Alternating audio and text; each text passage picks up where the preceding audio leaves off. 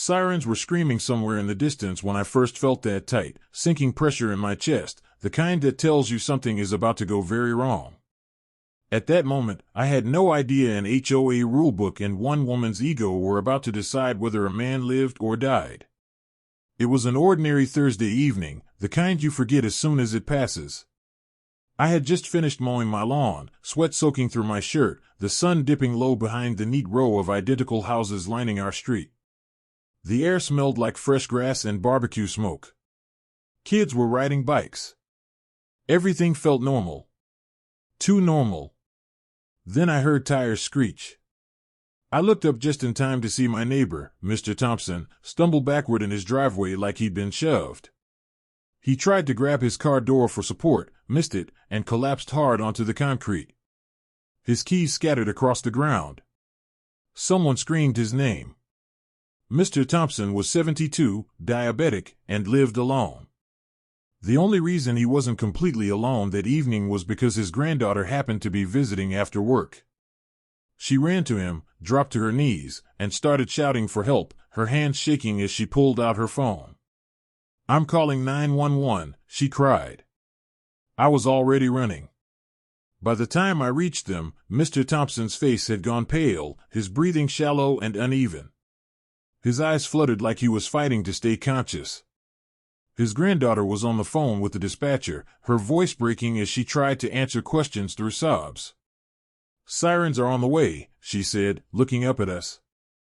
"They said to keep him awake." We tried. We talked to him, begged him to stay with us, told him help was coming. And it was. We could hear it now, faint at first, then growing louder with every passing second. Those sirens should have been the sound of relief. Instead, they became the soundtrack to the most infuriating moment of my life. Our neighborhood had an HOA. Not just any HOA, but the kind obsessed with appearances. A few months earlier, the board, led by its president, Karen, had installed these tall, black, decorative iron gates at the only entrance to the community. They looked fancy, like something out of a luxury magazine. They were also a nightmare. The gate system was supposed to be automated. In reality, it malfunctioned constantly. Delivery drivers complained. Guests got stuck outside. Residents had filed complaint after complaint. But Karen loved those gates. She said they elevated the community's image and made us exclusive. Now, as the sirens grew close, that stupid gate was about to matter more than it ever should have. Neighbors started gathering at the end of the street, all of us turning toward the entrance.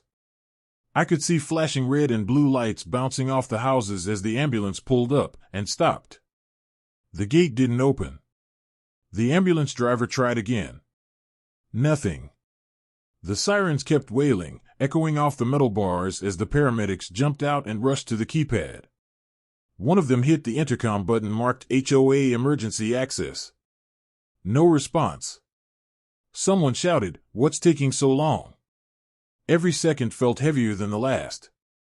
Mr. Thompson let out a weak groan behind us. His granddaughter started crying harder.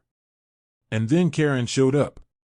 She came strolling down the sidewalk like she was out for an evening walk, wearing a robe and slippers, phone in hand. She wasn't running. She wasn't concerned. She had that familiar tight smile on her face, the one she always wore when she was about to tell someone no. "Excuse me," she called out over the sirens, waving a hand. "Who authorized this ambulance to enter the community?" The paramedic nearest the gate turned toward her, disbelief written all over his face. "Ma'am, we have a medical emergency. We need immediate access." Karen folded her arms. "This is a private community. You can't just drive in without clearance." I felt my jaw drop. "A man is dying," another neighbor shouted. Karen didn't even look at Mr. Thompson. "Rules are rules," she said calmly. "If this is legitimate, you'll need HOA approval." "Karen!" I yelled. "It's Mr. Thompson." He collapsed. "Open the gate now." She glanced at me, annoyed. "Lower your voice. This kind of chaos is exactly why we have regulations." One of the paramedics stepped closer to her, his voice strained but professional. "Ma'am, delaying emergency medical services can cost lives." Karen tilted her head. "If residents paid their HOA dues on time, maybe we could afford better gate maintenance," she said, loud enough for everyone to hear. "Actions have consequences." I saw red.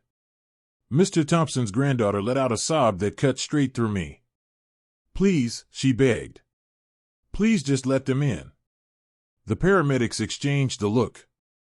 One of them walked to the back of the ambulance and grabbed a crowbar. "If we have to force entry, we will," he said. Karen's eyes widened. "Absolutely not. If you damage HOA property, I'll sue you personally." The words hung in the air like poison. Neighbors started shouting. Phones came out. Someone yelled that this was illegal. Another screamed that Karen was heartless. But Karen just stood there, unmoved, blocking the only thing standing between Mr. Thompson and help. Behind me, someone said quietly, "He's getting worse." I looked back at Mr. Thompson. His eyes had rolled halfway closed. His chest barely moved. That was it. I stepped away from the crowd, my hands shaking as I pulled my phone from my pocket. I scrolled to a contact I hadn't needed in a long time. My brother. As the sirens continued to scream and Karen continued her power trip, I pressed call. "Hey," my brother answered. "Get here," I said. "Now." The sirens didn't fade after I hung up the phone. They got louder. At first, Karen didn't notice. She was too busy lecturing one of the paramedics about HOA liability exposure and waving her phone like she was ready to call a lawyer instead of letting a dying man get help. But then the sound changed. Deeper. Heavier. The kind of siren you feel in your chest before you fully hear it. Heads turned down the road. A massive red fire engine came into view, lights blazing, engine roaring like it had somewhere far more important to be than dealing with an HOA president. It rolled up behind the ambulance and stopped with authority, blocking the entire entrance. Karen spun around, irritated. "This is getting ridiculous," she snapped. "Who called them?" The fire engine doors opened. And my brother stepped out. He was in full turnout gear, helmet tucked under his arm, radio clipped to his chest, his jacket marked clearly with one word in bold letters, "Fire Chief." Behind him, his crew moved with calm precision, already assessing the scene without a word wasted.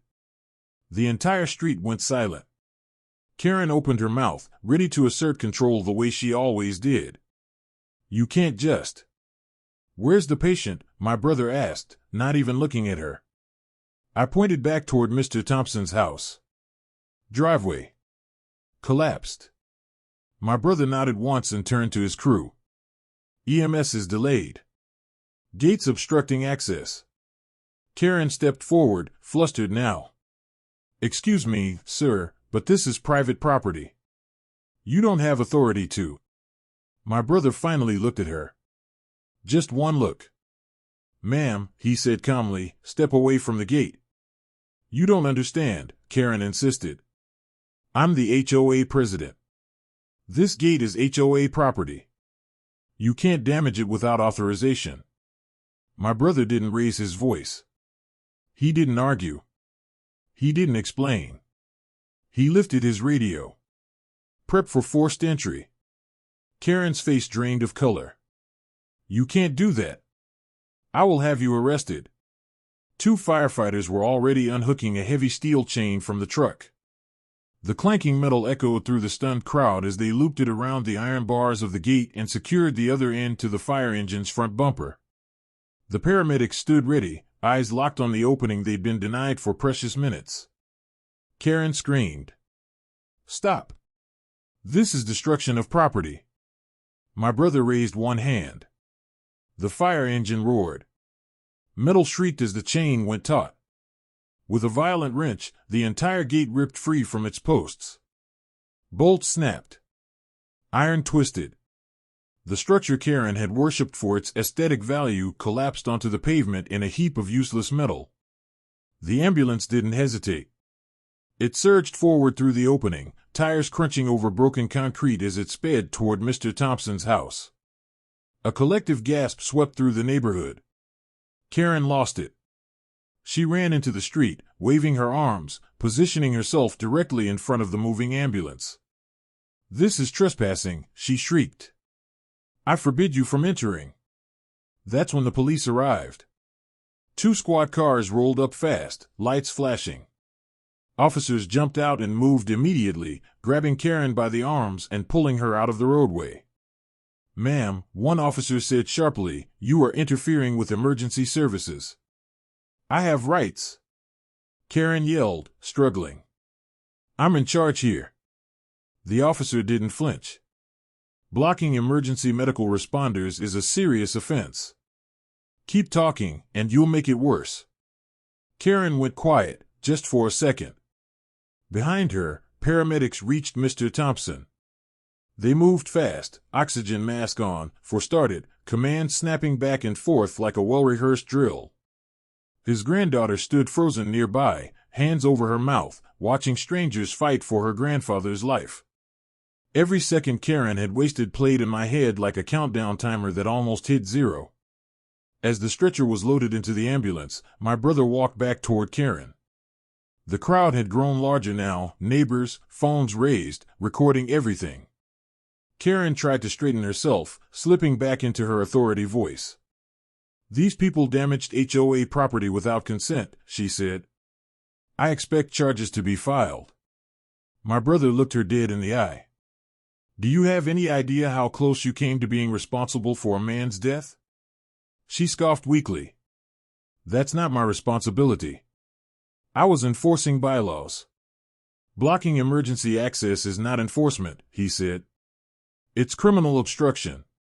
Karen opened her mouth again, but he cut her off. "The law of this county overrides your HOA handbook. And every second you delayed that ambulance is documented." The ambulance doors slammed shut. Sirens flared again as it pulled away. Mr. Thompson was alive. Barely, but alive. Karen stood there shaking, surrounded by officers, neighbors whispering, phones still rolling. She tried to blame everyone else. The gate malfunctioned. The paramedics were aggressive. The situation was exaggerated. No one listened. That night, videos flooded social media. Clips of Karen screaming at paramedics. Karen blocking an ambulance. Karen threatening lawsuits while a man lay dying. By morning, the story had a nickname. By evening, it was on local news. The county didn't take long to respond. Inspectors showed up within days. Clipboards. Hard hats. Serious expressions. They examined the remains of the gate and the documentation behind it. Turns out, the gate Karen loved so much wasn't just inconvenient. It was illegal. No permits. No emergency override compliance. No approved installation. Fines stacked up fast, tens of thousands of dollars. And since Karen had pushed the project through personally, the HOA board turned on her immediately. At the emergency HOA meeting, neighbors packed the room. Karen tried to defend herself, shouting about authority and lawsuits. But the vote was swift. She was removed as president. She stormed out, screaming that she'd sue everyone, but no one followed. No one cared. Mr. Thompson recovered. Slowly, but fully. His granddaughter brought cookies to the fire station a week later, tears in her eyes as she hugged my brother like he was a superhero. The gate was never rebuilt. Now, when I drive past the empty posts at the entrance to our neighborhood, I think about how close we came to tragedy. How thin the line was between life and death. And how one person's obsession with control nearly crossed it. Karen learned the hard way that no HOA rule is stronger than the law. And no power trip survives karma.